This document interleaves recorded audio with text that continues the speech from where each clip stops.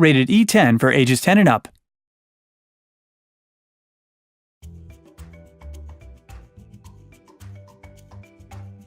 You know, there's really not been an adventure platform game like this in a long time. I think what we've done with it is try to keep all the elements people loved back then and bring in new elements too. So in Yooka-Laylee we've made sure that there's a whole set of player choice so that people can play the game really the way they want to play it. This really comfortable, take it at your own pace adventure game where there's always a fantastic, amazing, weird character to come and meet and do a challenge for. I love Trouser, mainly because I voiced him.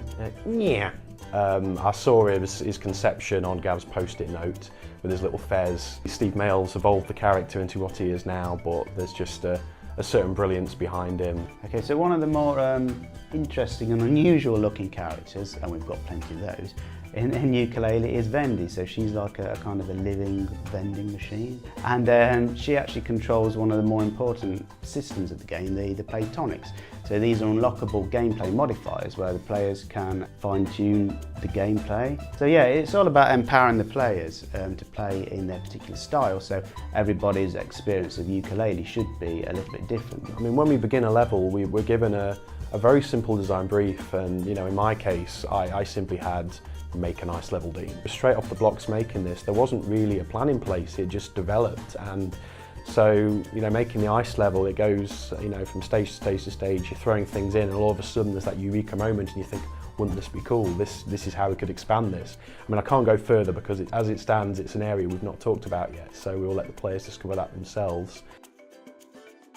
Because in the 90s the hardware was weaker, you couldn't do so much on the screen, so we used the music a lot more to kind of create the atmosphere, while now you get a lot of situations where it's trying to really put the player in the moment.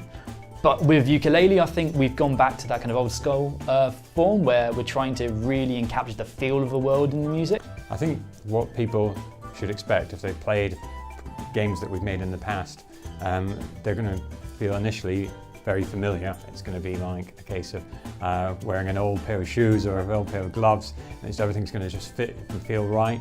That's what we've seen when people have picked it up so far and they've gone, hey, I've pressed this button and it did exactly what I expected it to do, and that's kind of something that we look to try and do, is make sure that we didn't try and do anything that was completely unexpected, but we've also improved in certain areas where we thought things could be enhanced and improved and made kind of more up to date.